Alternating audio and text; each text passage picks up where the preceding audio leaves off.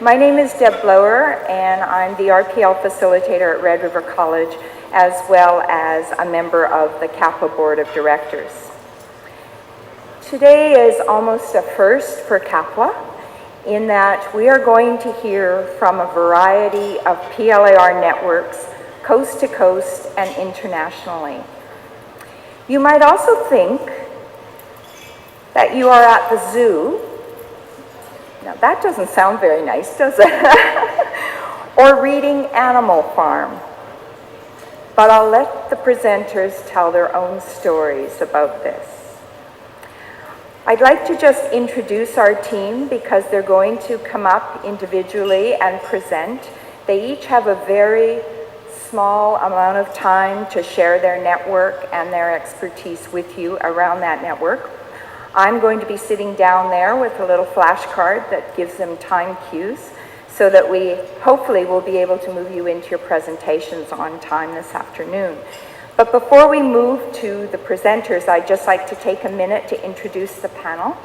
We have on your left and my far right, we have Pat Roberts from Newfoundland, Labrador. Next to Pat is Marilyn Carkner from New Brunswick. Guy Fortier from Quebec. Lauren Waples from Manitoba. Wendy Watson from BC. And tucked in behind me is Gail Hall from IPLAN, and she'll wind up the session for us. So I'm going to give Pat the mic, and I will sit down and... Thank you, Deb. I had planned on just being seated at one of the tables and just coming up at the appointed time, but thank you, Bonnie, for wanting us to all be here in full view for the next half hour or so. So I'll quickly get to what I have to say, which isn't, in terms of, I guess, for Newfoundland. So we're called the Recognition of Prior Learning Network in Newfoundland and Labrador. And Deb mentioned that you might feel like you're at a zoo here today, but the theme, I guess, that I just chose for today's few moments that I'll have with you is around our provincial bird, which is the puffin. Some of you are already familiar with them. And if you're not, there's one on every table. Now, how you're going to organize to get your hands on that and take it home with you, I'll leave that to your capabilities at the table. But there might be some negotiation that might have to occur in order for you to get that. So we'll look forward to how that happens. Sorry, we couldn't bring one for everybody, but if you want to come to Newfoundland sometime, there's about, I think, about 225,000 of them at the around the coastline, and a lot of them are at the Ecological Reserve in Witless Bay, which is quite close to Newfoundland. Or sorry, which is quite close to St. John's. Right, okay. So I'll just get to what I have to say here and find this button. Okay, so it's a bird's eye view, keeping in mind our little puffin friend here. Pleased to be invited to be part of this group. We all have a common goal to advocate and advance the practice of RPL, among other things. Our own little network in Newfoundland is very small. We did start it in 2008, and there were just several of us that took the initiative to do that. We're not government funded. We don't have any resources to support ourselves, so we kept it going initially as an email group, and now we've advanced to a Google group. So I'll leave you with the information of how you could connect with us if you'd like to. We know that in Newfoundland we don't have a lot of RPL practice, but some of us have been staying the course for many, many years, and some of my colleagues there at the table who are going to be presenting, I think, this afternoon, certainly have been people who've been I guess, connected to the Community Center Alliance and have done prior learning practitioner program, and in their own way, they're all keeping PLAR or RPL on the radar. I guess the big challenge is for us to try to create a nesting ground to support the growth of RPL in the province.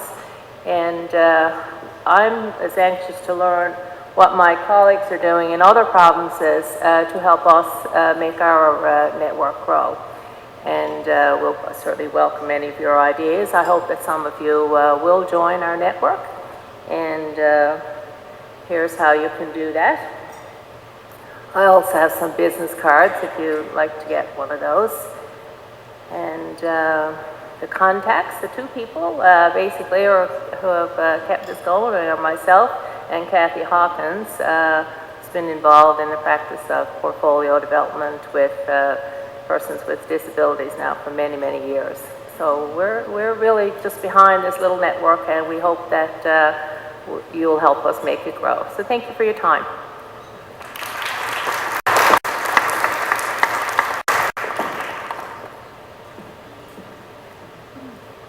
Oh, I hate doing this kind of stuff, but we've got a pretty exciting network going on, so I want to share a little bit with you.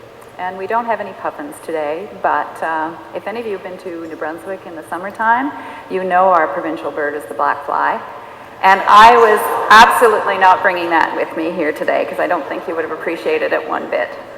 And it doesn't really speak to what the network is about. So I guess is my little, no, it isn't up there, isn't it? Oh, going the wrong way, sorry. There we go. So the MPLAR Action Group is a network that started about 2 years ago.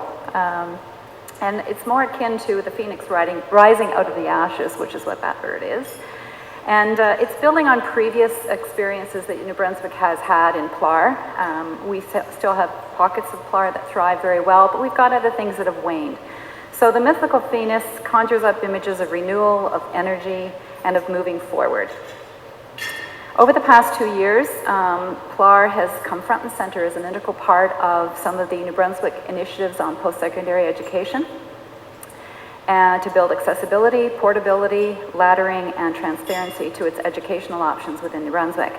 Now, from a PLAR perspective, this is a critical opportunity for us to build on existing PLAR practices that we've already had in New Brunswick and to garner support, build leadership, and develop action-focused deliverables for a broad range of stakeholders outside of post-secondary education. So we're not limited with post-secondary education initiatives through our PLAR venture. So the coming together of seasoned and new PLAR practitioners in New Brunswick has been a successful synergy that's resulted in our mandate to deliberately develop core tools, resources, and strategies we feel are necessary to have a long-term approach and some sustainability within the province for PLAR practices. So whether we do it through formal education, the workplace, government, professional organizations or associations, or community-based agencies, we're looking at building a framework that can be used by multiple areas within the province. Being a part of the New Brunswick Council for Articulation and Transfer, it's a mouthful, has enabled us to be more active in integrative approach in working with our post-secondary education members.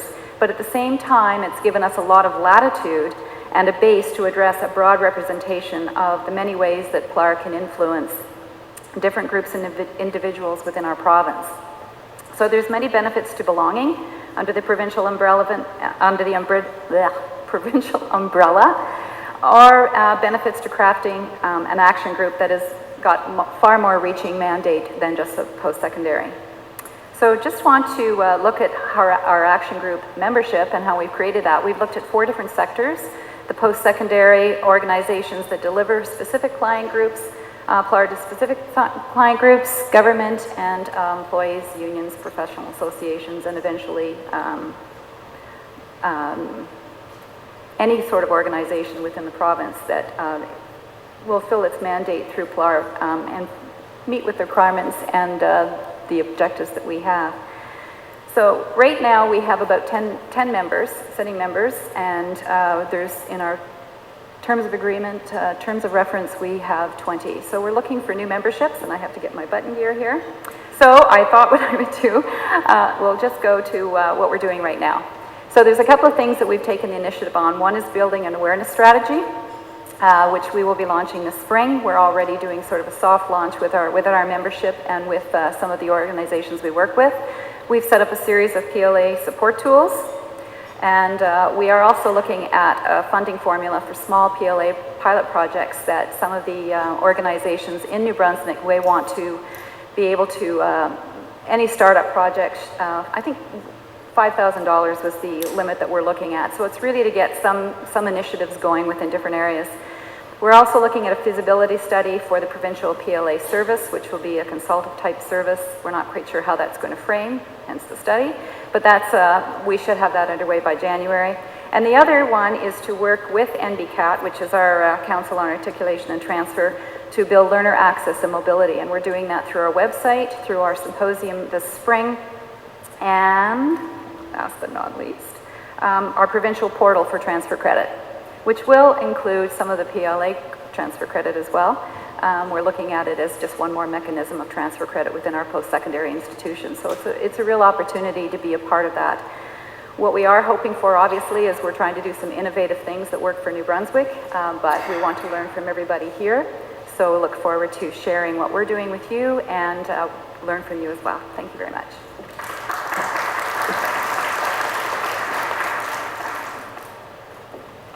You people speak so fast. Wow. Okay, I have 5 minutes. I will try to go rapidly through what we are doing and achieving in Quebec as far as putting on a network in Quebec.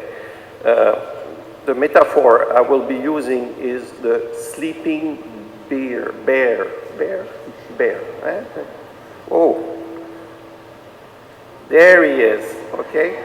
So we are talking about recognition of acquired competency in Quebec. So we, since let's say about 10 years, we had a very strong movement going on about developing recognition of acquired competencies in every field of intervention in Quebec.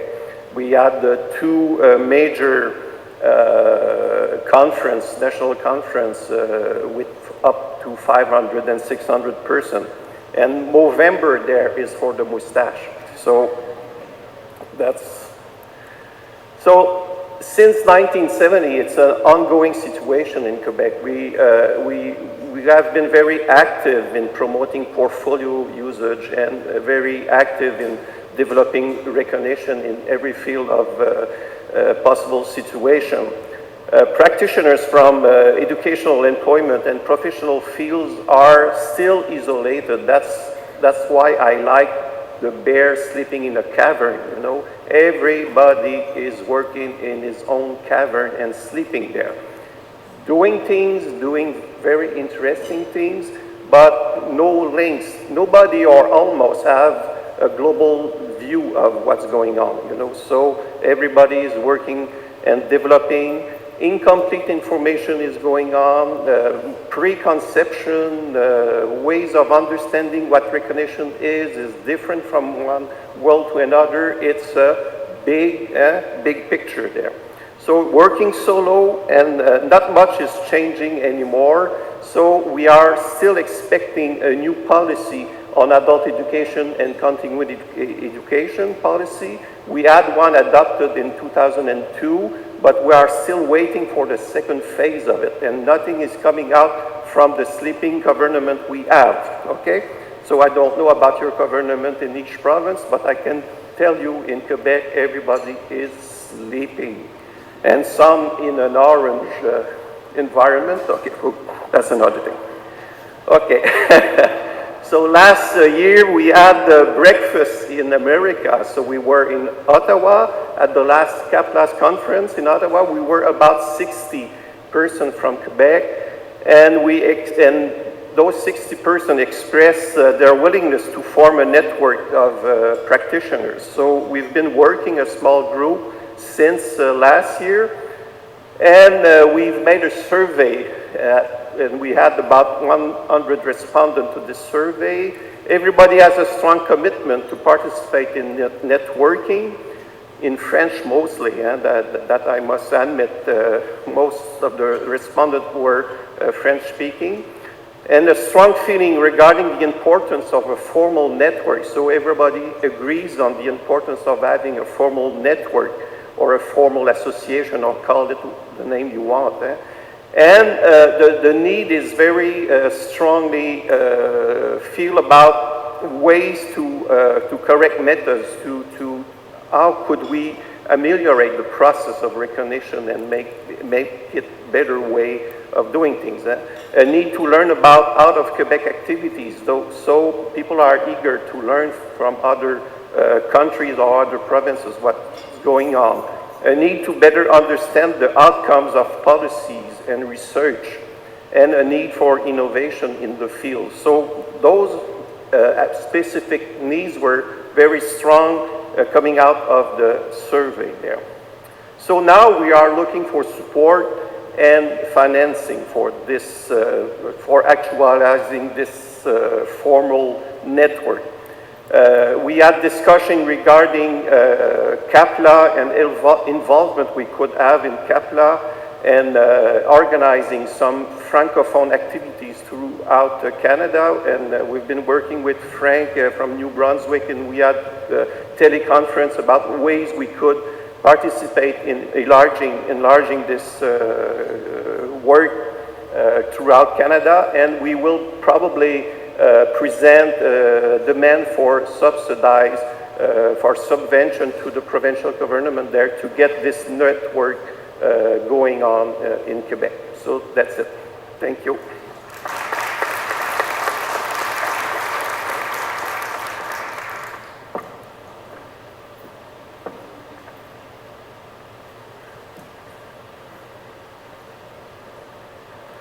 Hi, I'm Waples from Manitoba, and we picked the polar bear. It's a symbolic animal in Manitoba. I know it's very closely aligned to the Quebec sleeping bear, but with the polar bear in Churchill, it seemed like a good connector for us, and I have a few analogies on the slide at the end that'll just kind of connect it more closely with the work that MPLAN is doing.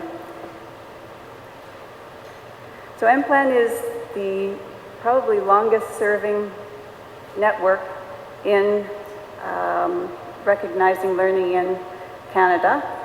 We started in 1995, and it was begun by two faculty members at Red River College who felt there was a need to bring people together, to share information, and to promote and support prior learning.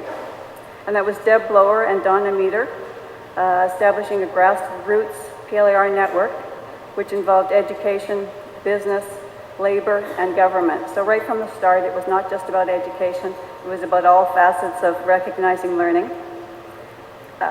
CAPLA's newsletter, The Hub, was one of the first ways that we announced the creation of MPLAN, so that was newsworthy in 1995. And we did bring resource information to that first National PLA Forum, crediting the past and investing in the future, which was in Ottawa.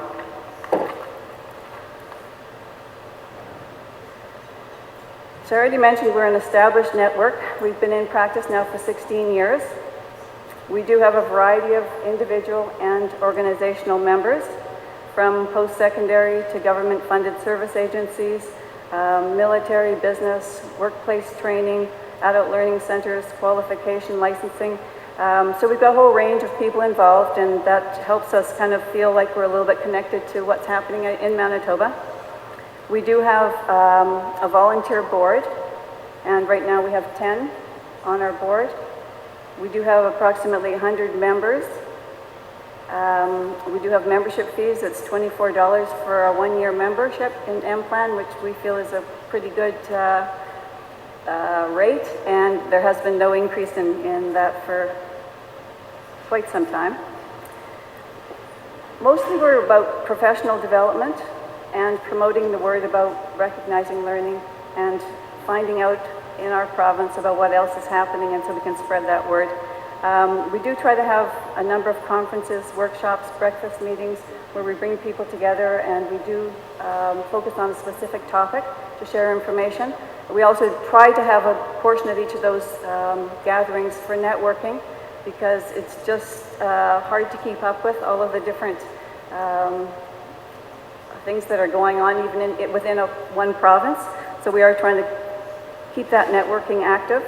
We do have newsletters that we put out, and we have them on our website, and the website address is there. So we keep up with what's going on with MPLAN. And we have a very strong connection with CAPLA, which we've maintained throughout the years. We have a report from CAPLA at our board meetings, which we have 4 or 5 times a year. So we still maintain that strong connection with CAPLA. And this is a mission from our bylaws, supporting and advocating for continuous learning opportunities and the recognition of previous learning, and supporting the Canadian Association for Prior Learning Assessment and CAPLA vision. Purpose is to support and promote the concept of building learning communities through the formal recognition of prior learning, and the goal to promote the recognition of prior learning and the advancement of prior learning assessment process. Sorry, separate by that. In 2005, we had our 10-year anniversary as a network, and we had a portfolio developed showcasing some of the skills and strengths that we had attained over the years. So we came up with some outcomes, and we proved our prior learning to these outcomes for MPLAN. And so providing networking and professional development opportunities for PLAR and RPL stakeholders, to inform and educate stakeholders about prior learning assessment and recognition, to collaborate with the Manitoba government and other organizations, to develop policies, strategies, and communications regarding prior learning, to advocate for prior learning and other credible practices, and provincial prior learning associations, and to contribute to a national PLAR strategy, and to promote and support research relevant to recognizing learning.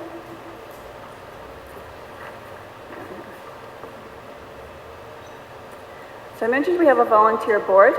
We also have an administrative assistant, approximately 10 hours a month, so it's very minimal. For the most part, it's all volunteers, it's volunteer run, and when we look back at the accomplishments over the past 10, 16 years, it's quite surprising and rewarding to see the accomplishments that a group of volunteers can accomplish when they're working together. We do have established bylaws. We have a board manual. We do have an annual general meeting, which is held at the end of May. We do have a strategic plan, and we've had it in place for some time now. We're actually in the process of just reestablishing and revisioning the strategic plan, so we have that in place for early in the new year. We have an Implant Scholarship, which is for a deserving candidate to continue their professional, towards professional certification with the recognition of prior learning practitioner certificate at Red River College. So it's a $400 support to a student who's in the program. And we do celebrate success through the recognition of the pursuit of excellence in the assessment and recognition of prior learning, the Pearl Awards, which we award on an annual basis. And the Pearl Awards have been ongoing since 2003, which was the first year that they were awarded. These are the recipients of the first year. They are a variety of different organizations and institutions and practices that were doing some good work in prior learning at that time. Bristol Aerospace, Manitoba's Child Daycare Branch, First Nations and Aboriginal Counseling Program from Brandon University, Manitoba Advanced Education and Training, and Red River College. And since then, we've had more than 20 Pearl Awards awarded. So we're celebrating success and trying to promote the good work that's happening in the province. Oh, getting down to the 1 minute, sorry. These are just some captions of some of the things that we've promoted over the years, the annual general meeting, to some of our membership information, some of the newsletters that we've had up on our website and promoted, and there's a Trade Essentials notice in the middle where we partnered with the Trade Essentials group across Canada. And just sorry to wrap up, I'm on my last slide here. The polar bear and MPLAN, what are these similarities? So we picked the body characteristics for the polar bear evolving and adapting to the climate of ice and snow, and MPLAN as an organization has adapted to the RPL climate, which is ever-changing. The polar bear, low production rates, and MPLAN were low member turnover. People seem to stick around and participate for years. The polar bear, long generational span, and again, members are staying involved with us at MPLAN for quite some time. The oldest living polar bear, name was Debbie at the Assiniboine Park Zoo in Manitoba. And this is a particular favorite of Deb Blower, which she loves to be called Debbie as well. So the original MPLAN member, Debbie Blower, currently an MPLAN board member. And we're aware that it's a vulnerable species, that circumstances do threaten the polar bear's survival. And all the facts about the polar bear I got from Wikipedia. But for MPLAN, we're saying it's a unique volunteer organization with a need to nurture and grow in an ever-changing environment. Thank you.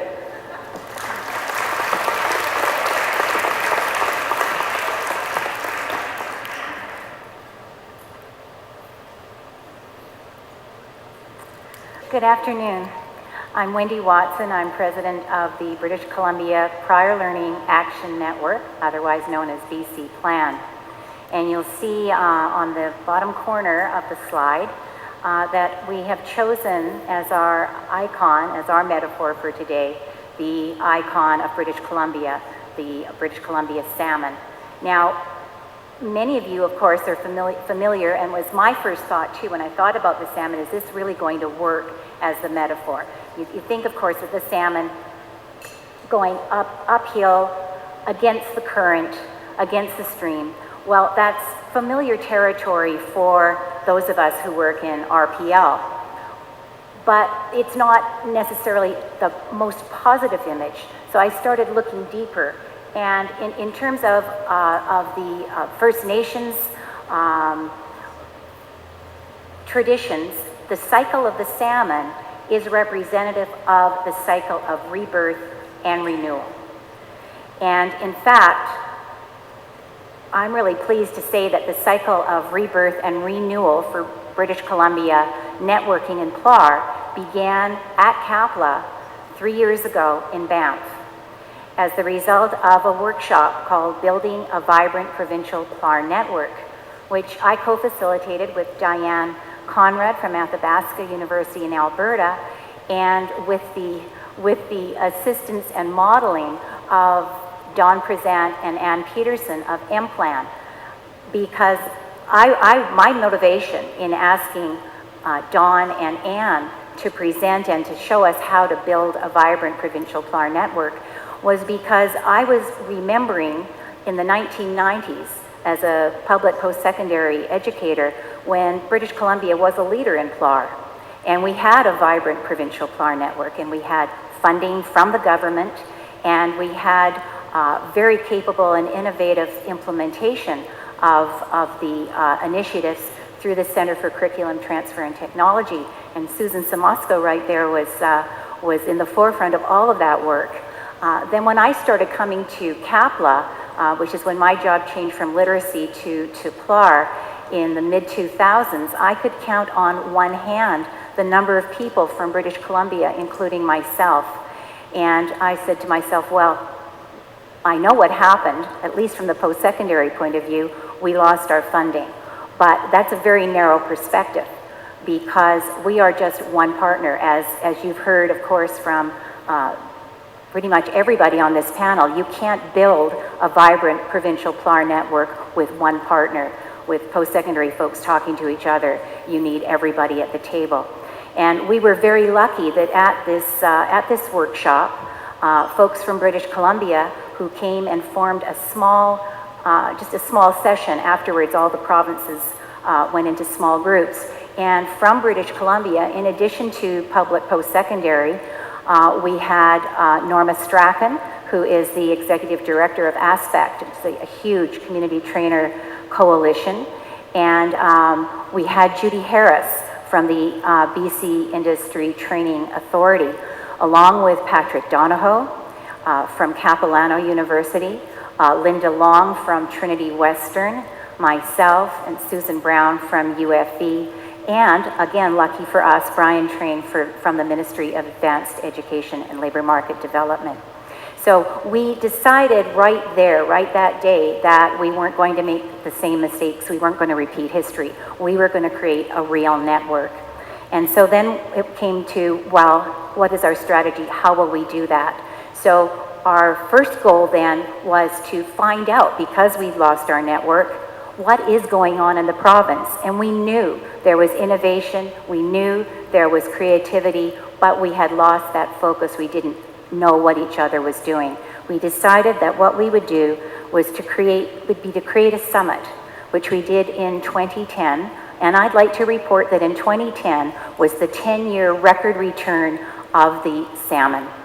And it was the year that we agreed that we would incorporate as a not-for-profit. We managed to actually get about 90 people who represented all the stakeholders. We had public, post-secondary, private trainers, not-for-profit organizations, sector council representatives, and business and labor.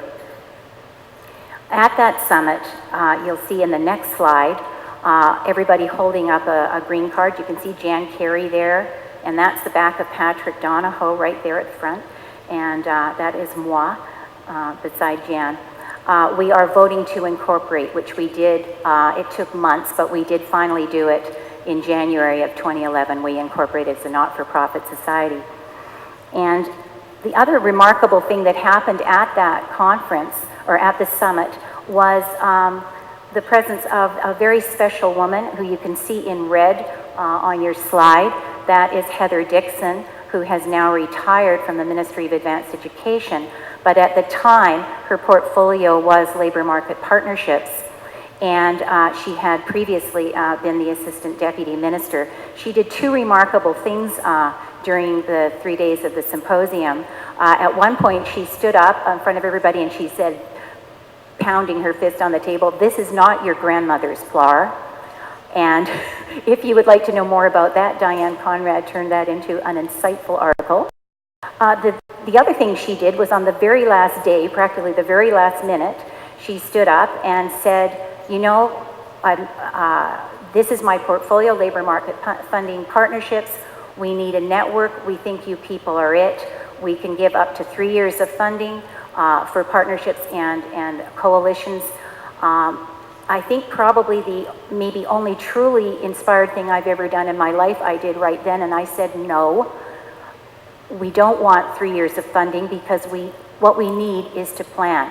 We need strategic planning, and we need money for a phase to plan what we want to do next. And remarkably, she said yes. So we're halfway through that, and we now have, as the signing members of our Constitution, we have a group of board members and advisors who are the diverse group that we asked for, and many of them are here today and can wave as I mention your names.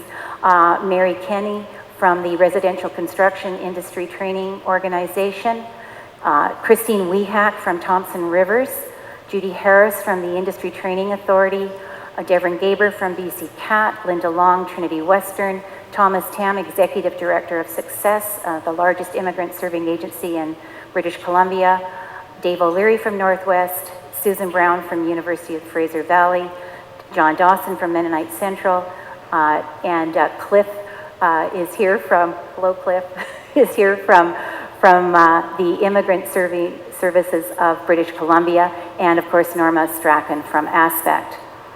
And what we're doing right now is, in our strategic planning, is developing our communications network through our website. And just a little example here, Daryl Nagata talks about ITA's multiple assessment pathways. I'm just thinking about Richard's comments this morning about creativity.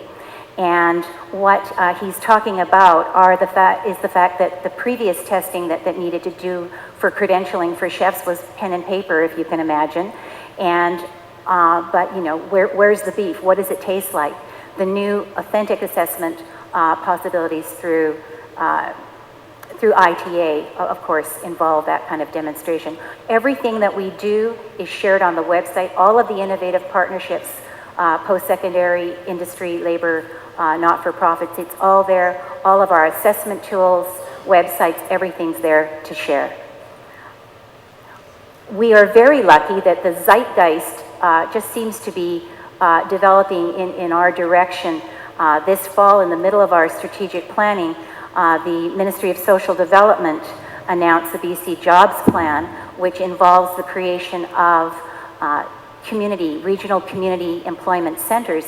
And within those centers and within that plan is now incorporated funding for assessment of prior learning, and that's a first, so we're really pleased to see that. Next steps, this is the last slide. We are working on partnerships, infrastructure, systems, access and advocacy, and underwriting all of that is our sustainability plan so that we don't depend on funding from one direction, but we are certainly grateful for our partners in the government for their assistance at this point. One of the things we're looking at in infrastructure and systems, just to give an example, is developing a system for training and credentialing of PLAR practitioners. And I think that is it for BCPLAN for this year, but we hope we'll have another update next year. Thank you, CAPLA.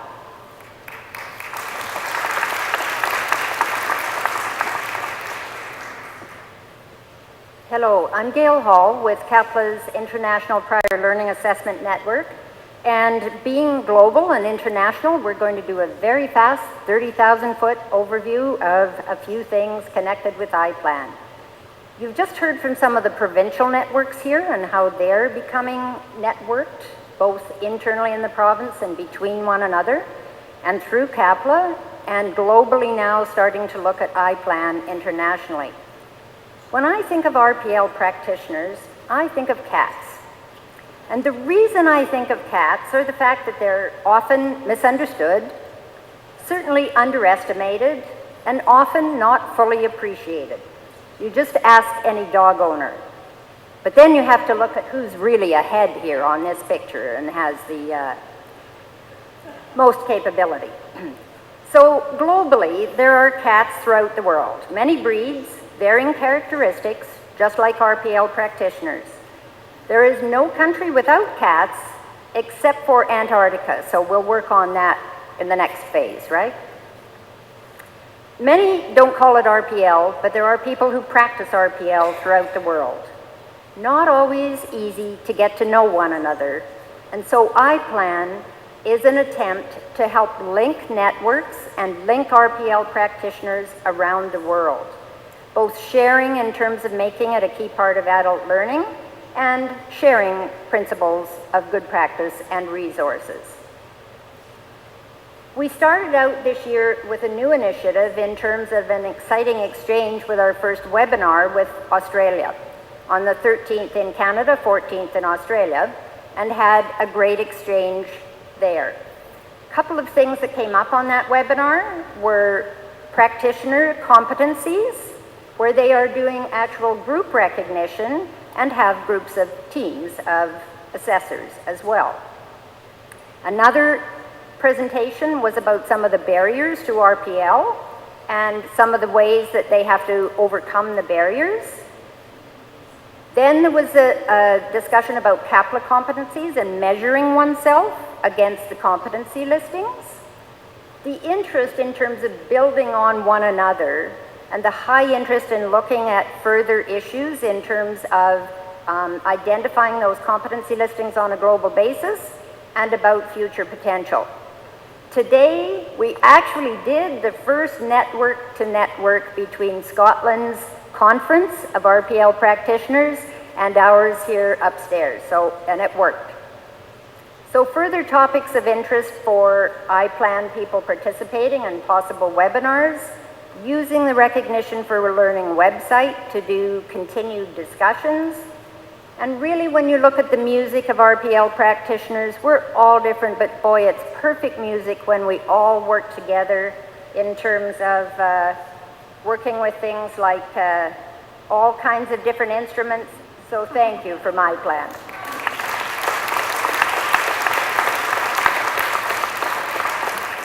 Oh, thank you. It's Debbie Blower. Thank you. I truly appreciated hearing about all of the networks across Canada, and I hope that all of the audience did as well. It's amazing to see the work that's being done in PLAR and RPL across Canada and internationally, and I think what it really drives home is the importance of working together and sharing to improve practice.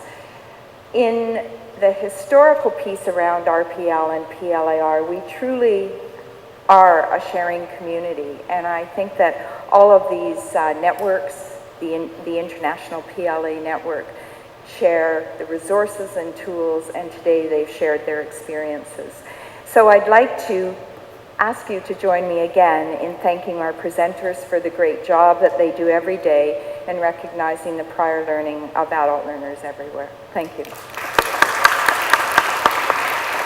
And just as a token of our appreciation, we have a small gift for each of the presenters. It's their animal wrapped up.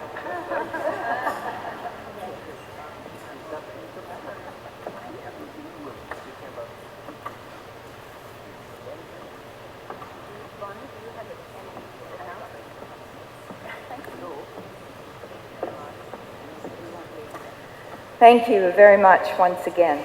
I'd just like to, before you all leave for your afternoon workshops, I'd just like to say a few announcements. This conference, of course, would not be the same without the generous support of our sponsors. And I know we thanked our sponsors this morning in our opening address, but I'd just like to take the opportunity again to thank all of our sponsors who have assisted us in presenting this conference this year. So thank you to the sponsors.